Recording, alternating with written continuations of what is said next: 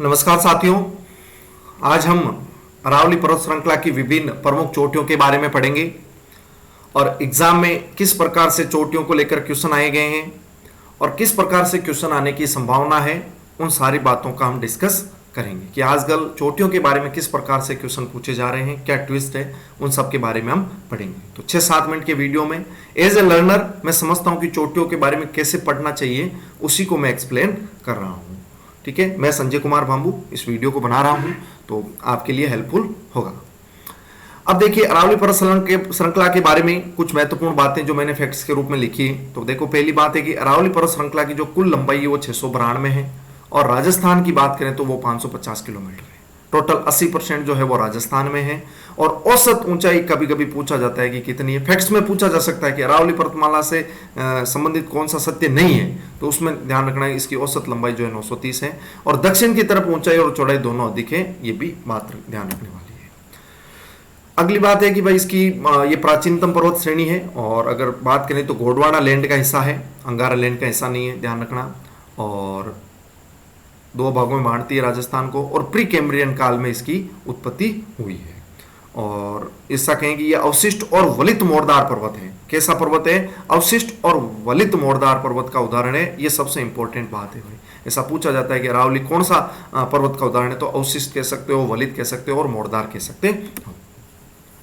अब देखो, समझते हैं कि अरावली पर्वतमाला यदि राजस्थान में बात करें तो उसका विस्तार कैसा है। तो देखो, राजस्थान में बात करेंगे तो देखो उसका विस्तार कुछ इस तरीके से है कि जैसे मान लो इस प्रकार से, और मैं कह रहा हूं दक्षिण की तरफ चौड़ाई भी अधिक है और ऊंचाई भी अधिक है, तो मान लो कि इस प्रकार से ये जा रही है। ठीक है, ये तो देखो इस प्रकार से हिस्सा है, तो 3 हिस्सों में बांटी गई है। एक ये हिस्सा हो गया, एक ये हो गया, एक ये हो गया। तो इस हिस्से को बोलते हैं उत्तरी पूर्वी हिस्सा। कौन सा बोलते हैं? उत्तरी पूर्वी अरावली बोल सकते हो आप इसको। ठीक है, तो ये उत्तरी पूर्वी अरावली हो गई और ये मध्य वाला भाग हो गया और ये दक्षिण पश्चिम अरावली होगी। क्या कौन सी अरावली होगी? दक्षिण पश्चिम अरावली हो गई।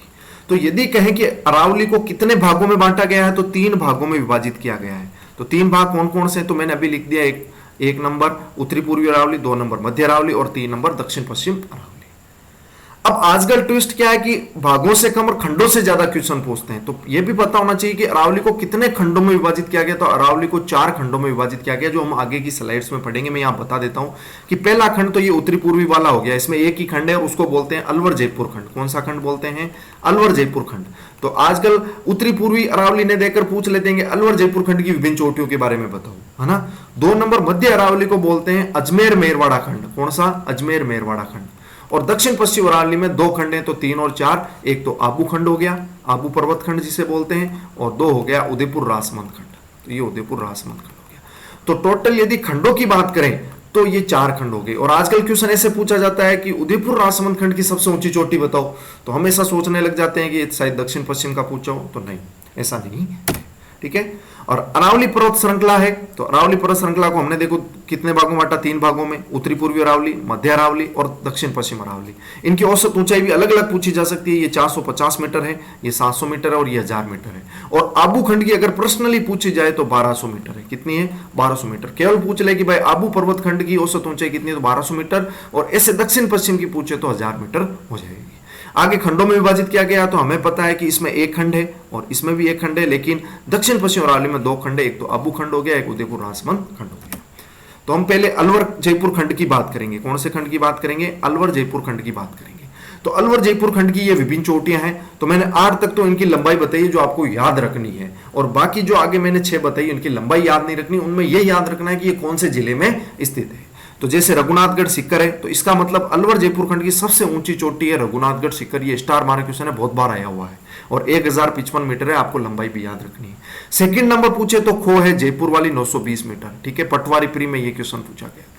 भेरांच जो है अलवर 792 मीटर, ये भी स्टार मार्क है। आजकल भेरांच के बारे में ज्यादा पूछा जा रहा है। तो ऊपर वाली ये तीनों चोटियां तो स्टार मार्क है, याद रखना ही रखना है।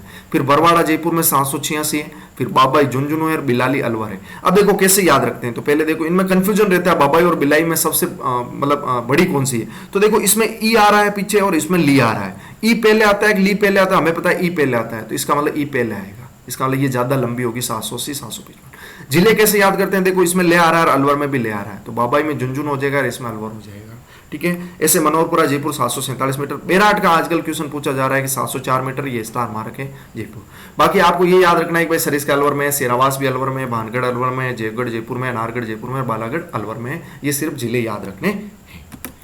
फिर आ जाता है अजमेर मेरवाड़ा खंड। अजमेर मेरवाड़ा खंड में 4 प्रमुख चोटियां हैं। देखो पहले को बोलते हैं गोरमजी या टाटगढ़, जिसको अजमेर में है, ये 934 मीटर है।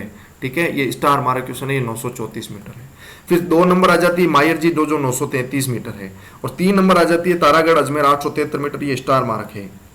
और नागपाड़ भी स्टार मार्क है, 795 मीटर हो सकता है। देखो नागपाड़ और इधर देखो अगर कंफ्यूजन हो तो देखो बरवाड़ा, बाबाई, बिलाली, ये इनमें भी कंफ्यूजन हो सकता है, ध्यान रखना। और देखो बहरांच और नागपाड़ में ऊंची चोटी पूछे तो देखो बहरांच तो 792 मीटर है, इधर देखो ये तो 792 है, और नागपाड़ जो है 795। इसका मतलब यदि दोनों का क्रम पूछा जाए तो नागपाड़ पहले आएगा और बहरांच दूसरे नंबर पे आएगा।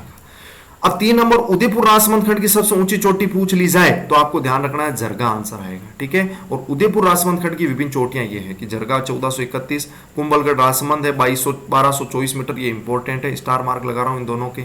और जेलिया डूंगर जो है उदयपुर में है, धोनिया राजसमंद में है, और कमलनाथ उदयपुर में है, ये 1001 मीटर है, ये भी स्टार मार्क है। और सज्जनगढ़ भी स्टार मार्क है, 938 मीटर पूछा है।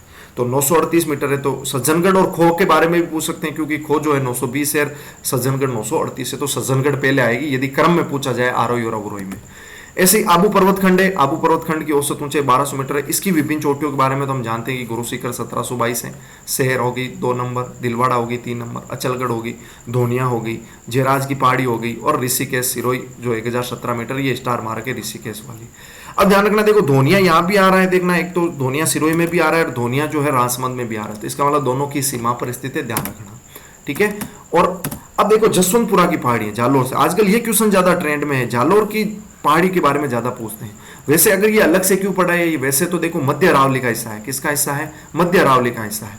बाकी हम ऐसा मानते हैं कि वो पर्वत पर स्थित है और ये पहाड़ी पर स्थित है, तो इस वजह से इसको थोड़ा सा अलग से पढ़ते हैं। तो देखो डोरा पर्वत की, इन चारों का एक क्रम पूछा जाता है कि डोरा पर्वत, इसराना भाकर, रोजा भाकर और जारोल में से जो है ऊंचाई के आरोही क्रम भी पूछ लेते हैं और अवरोही क्रम भी पूछ लेते हैं। तो ध्यान रखना, डोरा पर्वत 869 मीटर है, सबसे ऊंची चोटी है जालोर जसवंतपुरा की पहाड़ियों में। फिर 2 नंबर इसराना भाकर है, 3 नंबर रोजा भाकर है। अब देखो दिखने में दोनों सेम है, तो कैसे याद रखोगे? तो ऐसा याद रखोगे कि रोजा रखने से क्या हो जाता है, आदमी थक जाता है, वेट कम हो जाता है, लंबाई कम हो जाती है, इस वजह से इसकी लंबाई कम है। और 4 नंबर आप जारोल याद रख लोगे।